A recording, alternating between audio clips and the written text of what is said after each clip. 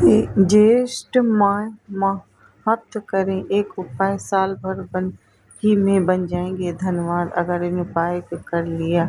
ज्येष्ठ माह हिंदू पंचांग के अनुसार साल का तीसरा महीना होता है जो मई जून के बीच आता है।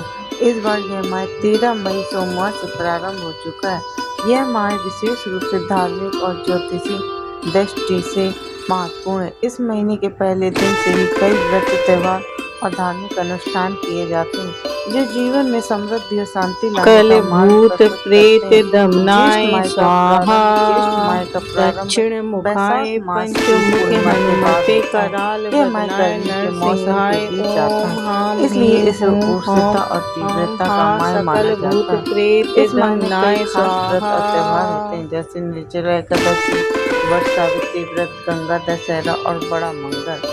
शास्त्रों के अनुसार इसके लिए 3 शर्तों का पालन करना जरूरी है। यदि आप शर्तों का पालन करते हैं तो ही अगले पन्नों पर जाएं। पहली शर्त यह है कि किसी भी प्रकार का नशा नहीं करेंगे। दूसरी यह है कि घर की स्त्रियों का पूर्ण सम्मान करेंगे। तीसरी यह है कि खुद के बारे में और दूसरों के बारे में कुछ भी नकारात्मक न तो सोचेंगे और न बोलेंगे। यदि आप यह उपाय न भी करें तो अंतिम उपाय ही कर लेंगे तो 100% आपके अच्छे दिन शुरू हो जाएंगे जीवन में। मान्यता के अनुसार जितना अधिक ज्येष्ठ मास सूर्य के तप से तपेगा उतना ही यह विभिन्न कृषि उत्पादों जैसे आम, लीची, जामुन और कटहल जैसे फलों और सब्जियों के लिए अत्यधिक लाभकारी होगा।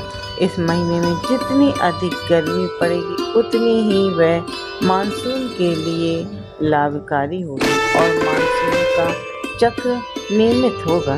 ज्येष्ठ महीने में गंगा दशहरा और निर्जला एकादशी जैसे व्रत रखे जाते हैं। ये व्रत प्रकृति में जल को बचाने का संदेश देता है। गंगा दशहरा में नदियों की पूजा और निर्जला एकादशी में बिना जल का व्रत रखा जाता है। जल ही जीवन है। ज्येष्ठ मास में जल दान उपयुक्त माना गया है। पंछियों के लिए घर की छत या बगीचे में जल का पात्र भरकर रखें। पशु पंछी भी प्रकृति की अनमोल देन है और साथ साथ ये ज्योतिष की दृष्टि से भी काफी महत्वपूर्ण है। आपने देखा होगा कि हर देवी देवता का कोई न कोई वाहन होता है जो पशु पंछी हैं। मान्यताओं के अनुसार इन वाहनों की पूजा करने से संबंधित देवताओं का आशीर्वाद प्राप्त होता है। कुछ ऐसा ही ज्योतिष के अंतर्गत भी है।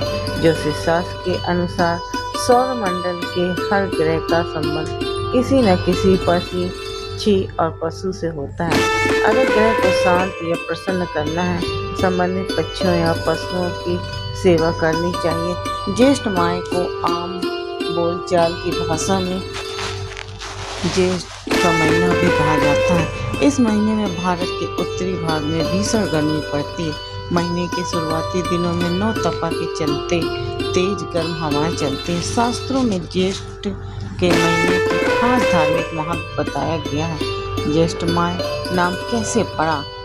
ज्येष्ठ माह नाम कैसे? ज्येष्ठ या जेठ के महीने में गर्मी अपने चरम पर रहती। इन दिनों सर्वाधिक बड़े दिन होते हैं। इस कारण सूर्य की ज्येष्ठता के कारण इस महीने को ज्येष्ठ कहा जाता है। ज्येष्ठ के महीने में धर्म का संबंध पानी से जोड़ा गया ताकि जल का संरक्षण किया जा सके। ज्येष्ठ के महीने में पानी से जुड़े व्रत और त्योहार मनाए जाते हैं जिसमें गंगा दशहरा और दूसरा निर्जला एकादशी प्रमुख है। ज्येष्ठ मास में जल का दान करें। पहला, ज्येष्ठ महीने में सूर्य अपने रौद्र रूप में होता है जिसके चलते गर्मी बढ़ जाती है, साथ ही बढ़ जाता है पानी का महत्व। शास्त्रों में इस महीने में पानी के संरक्षण पर खास जोर दिया गया है। दूसरा, ज्येष्ठ मास में जल के दान का बहुत बड़ा महत्व है। भीषण गर्मी में पानी की दिक्कत होने ही लगती है जिसके चलते कई लोगों को पानी भी नहीं मिल पाता। इसलिए इस महीने में जल का दान करना अत्यंत लाभकारी बताया गया है। तीसरा, ज्येष्ठ माह में घर की किसी भी खुली जगह या छत पर चिड़ियों के लिए दाना और पानी रखना चाहिए।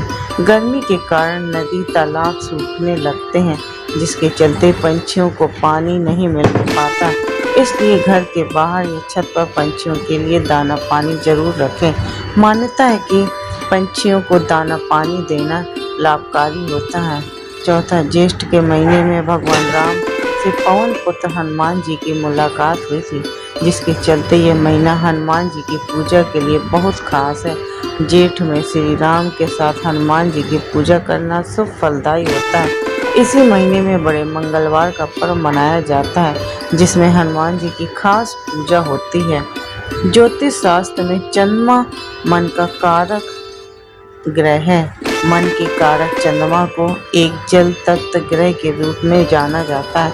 हमारे शरीर में मौजूदा रक्त का 72% हिस्सा पानी है, जिस पर चंद्रमा का ही अधिकार है।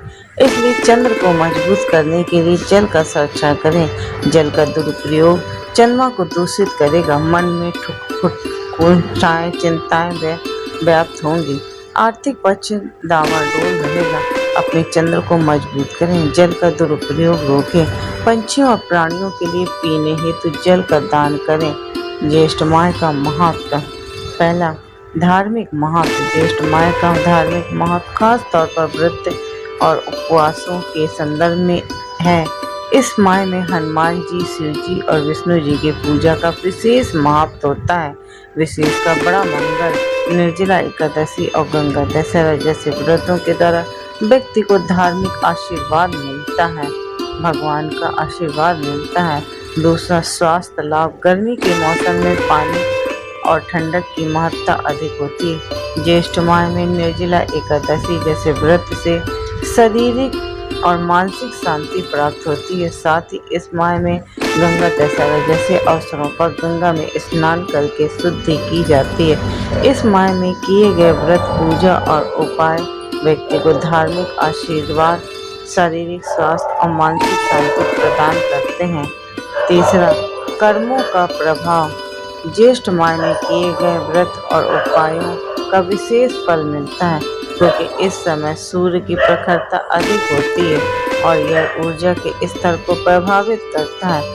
इस माह में की गई पूजा और तपस्या से पुण्य प्राप्ति होती है। ज्येष्ठ माह के एक अत्यधिक शुभ और लाभकारी माह माना जाता है। अगर आप इस माह में विशेष व्रत करते हैं तो आपकी सभी मनोकामनाएं पूरी हो सकती हैं और आप जीवन में सुख और समृद्धि प्राप्त कर सकते हैं।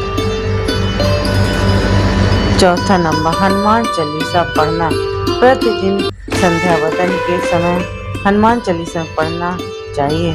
संध्या वंदन पर घर में या मंदिर में सुबह शाम की जाती है। और शांतिपूर्वक हनुमान चालीसा पढ़ने से हनुमान जी की कृपा प्राप्त होती है, जो हमें हर तरह की जानी अनजानी होनी अनहोनी से बचाती है। धूप, दीप, चंदन, कुमकुम, अष्टगंध, जल, अगर, कपूर, गुड़, घी, पुष्प, फल, पंचामृत, हवन, शंख, घंटा, रंगोली, मांडवा, आंगन अलंकरण, तुलसी, तिलक, मौली, कलाई पर बांधे जाने वाला नाड़ा, स्वस्तिक, ओम, पीपल, आम और केले के पत्तों का हिंदू धर्म में बहुत महत्व है।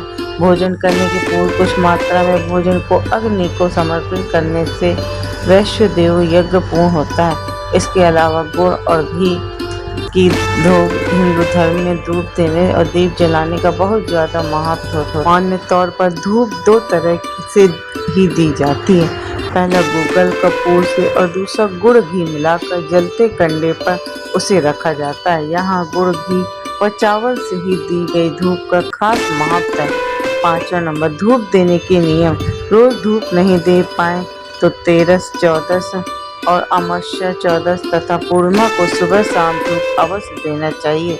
सुबह दी जाने वाली धूप देवगणों के लिए और शाम को दी जाने वाली धूप पितरों के लिए सिर्फ श्राद्ध पक्ष में ही धूप दे तो अच्छा रहेगा। धूप देने के पूर्व घर की सफाई कर ले, पवित्र होकर रहकर ही धूप दें। धूप ईशान कोण में ही दें। घर के सभी कमरों को धूप की सुगंध फैल जाना चाहिए। धूप देने से धूप का असर रहे तब तक किसी भी प्रकार का संगीत नहीं बचाना चाहिए। हो सके कि कम से कम बात करना चाहिए। छठवां, नारियल का उतारा। पानीदार एक नारियल लें और उसे अपने ऊपर से 21 बार वारें। वारने के बाद उसे किसी देव स्थान पर जाकर अग्नि में जला दें। ऐसा परिवार के जिस सदस्य पर संकट हो उसके ऊपर से वारें। 7 नंबर, उक्त उपाय किसी मंगलवार या शनिवार को करना चाहिए। 5 शनिवार ऐसा करने से जीवन में अचानक आए कष्ट से छुटकारा मिलेगा। यदि किसी सदस्य की सेहत खराब है तो उसके लिए यह उपाय उत्तम है। 8वां, प्रति गुरुवार को मंदिर जाएं। शिव के मंदिर में सोमवार, हनुमान के मंदिर में मंगलवार को, दुर्गा के मंदिर में बुधवार को, काली और लक्ष्मी के मंदिर में शुक्रवार, शनि के मंदिर में शनिवार और विष्णु के मंदिर में रविवार को जाने का उल्लेख मिलता है। गुरुवार को गुरुओं का वार माना जाता है। हालांकि गुरुवार का महत्व इसलिए नहीं है कि गुरुओं का वार है। दरअसल रविवार की दिशा पूर्व है किंतु गुरुवार की दिशा ईशान है। ईशान में ही सभी देवताओं का स्थान माना जाता है और माना गया है। इसलिए जो व्यक्ति गुरुवार को मंदिर जाता है वह सभी देवताओं को प्रसन्न करता है और देवताओं के गुरु बृहस्पति हैं। 9वां नंबर, हिंदू धर्म में रविवार और गुरुवार को पवित्र और सर्वश्रेष्ठ दिन माना जाता है। इस दिन मंदिर में जाने का महत्व अधिक है। दोनों में गुरुवार को प्रथम माना गया है। प्रतिदिन मंदिर जाने से सकारात्मक भावना का विकास होगा और यह आपके मन और मस्तिष्क के लिए जरूरी है। यह भावना कई तरह के संकटों से बचा लेती है। 10वां नंबर, शास्त्रों समय के रखें ध्यान। पूर्णिमा और अमावस्या मान्यता के अनुसार कुछ खास दिनों में कुछ खास कार्य करने से बचना चाहिए। खास कार्य में ही नहीं करना चाहिए बल्कि अपने व्यवहार को भी संयमित रखना चाहिए।